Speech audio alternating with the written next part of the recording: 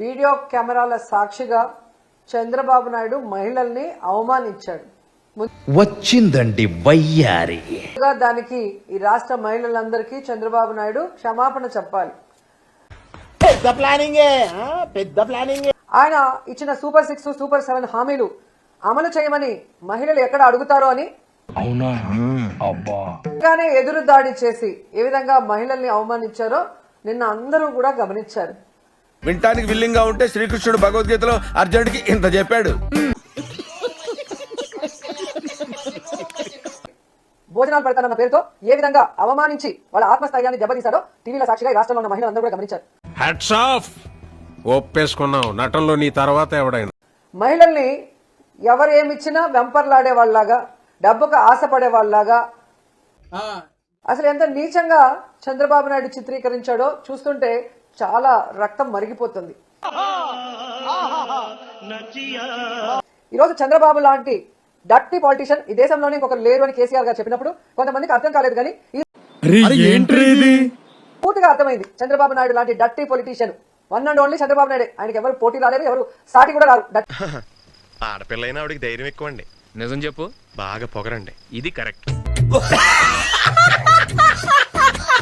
ఎందుకంటే Osama bin Laden ప్రపంచానికి శాంతి పాఠాలు చెప్తే ఎలా అందరూ నవ్వుకుంటారో, చంద్రబాబు నాయుడు నీతులు చెప్తే అలాగే. ఆ మాట నువ్వు చెప్పకూడదు. ఎందుకు చెప్తున్నా? ఆ మాట నువ్వు చెప్పకూడదు. ఓటుకి నోటు అనే పరిచయం చేసిన వ్యక్తి చంద్రబాబు నాయుడు. రాష్ట్రంలో డబ్బుతో వ్యవస్థల్ని మేనేజ్ చేయటం, సొంత తండ్రి లాంటి మామను వెన్నుపోటు పొడటానికి అదే డబ్బులు వాడటం జోకులు బాగా చంద్రబాబు నాయుడు చేస్తాడు. కానీ నిందలు ఎదుటి వాళ్ళ మీద వేయటానికి ఏ మాత్రం కూడా సిగ్గుపడ్డాడు. గాడిదకేం తెలుసు గంధం చెక్క వాసన అని పెద్దోళ్ళు ఎప్పుడో చెప్పారు. ఈరోజు క్లియర్ గా నేను చంద్రబాబు నాయుడు గారిని అడుగుతున్నాను.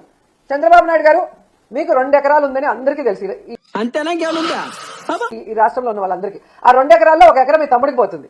మరి 1 ఎకరాతో రాజకీయాల్లోకి వచ్చిన మీరు మీ ఊళ్ళో తెలివితేటలు ఇక్కడ వాడకు. ఈరోజు 1,00,000 కోట్లకి ఎదిగారు అంటే ఇదే విధంగా దోచుకొని ఎదిగారని మీరు ఒప్పుకుంటున్నారు కదా. ఈ వారం 10 రోజులలో అంటే ఏం చేద్దామంటావు మరి? ఈరోజు మీరు, లోకేష్, మీ మంత్రులు, మీ ఎమ్మెల్యేలు మేము డబ్బులిచ్చి ఓట్లు కొనుక్కున్నాం కాబట్టి. నీ గురించి విన్నాను, కొంచెం కొవ్వు ఎక్కువని. కానీ ఇప్పుడు చూశాను, కొంచెం కాదు చాలా ఎక్కువ.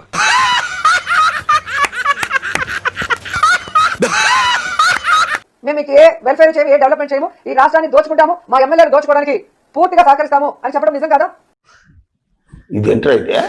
అరే నీ అబ్బా. ఈ రోజు తన హక్కు అన్నట్టుగా ఇసుక నుంచి, గ్రావెల్ నుంచి, కంకర్ నుంచి, గ్రానైట్ నుంచి ఏ విధంగా దోచుకుంటున్నాడో పట్టపగలే.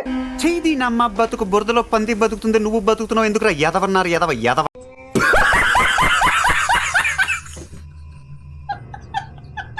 సిగ్గుచేటుందా? ఇంతకన్నా వ్యవస్థల్ని భ్రష్టు పట్టించే నాయకుడు చంద్రబాబు నాయుడు కన్నా ఇంకొకరు ఉన్నారా అని నేను అడుగుతున్నా. చెప్పు, నువ్వు కచ్చప్ వినండి రా, మీరందరూ వినండి. ఈరోజు మహిళల్ని మాట్లాడుతున్నారు మీరు, సిగ్గుండాలి మీకు. నేను చూసింది చూస్తుంది అంత నిజమేనా? నీ యవ్వ. ఎలక్షన్లప్పుడేమో అమ్మ, చెల్లి, తల్లి అని చెప్పి కాళ్ళు పట్టుకుంటారు, చేతులు పట్టుకుంటారు. ఎంత దిగజారిపోయావో చూసుకో. పైగా ఒకసారి ఆలోచించమని నాకు చెప్తున్నావు.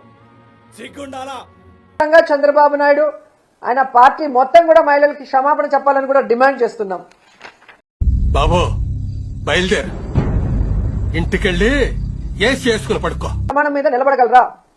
ఎందుకంటే ఈ రాష్ట్రంలో రాజకీయాల్ని డబ్బుమయం చేసిన వ్యక్తి చంద్రబాబు నాయుడు. నోరు ఉంది కదా గుల్ల వాగకు. పాయింట్ లాకేసిన లాగి పడి దిగుతా. ఎలా తొక్కేసాడో మనం కల్లారా చూసాం. ఈ రోజు జనసేన పార్టీని ప్యాకేజీలతో ఎలా తొక్కేస్తున్నాడో కూడా మనం కల్లారా చూస్తున్నాం. ఎవరురా నువ్వు? ఇంత టాలెంటెడ్ ఉన్నావు. తన రాజకీయ భవిష్యత్తు కోసం ఎవరినైనా నోటుతో తొక్కేయడం చంద్రబాబు నాయుడుకి అలవాటు. ఇది కేవలం పొగరు. కొన్ని ఏరియాలో దీన్నే బలుపు అని కూడా అంటారు.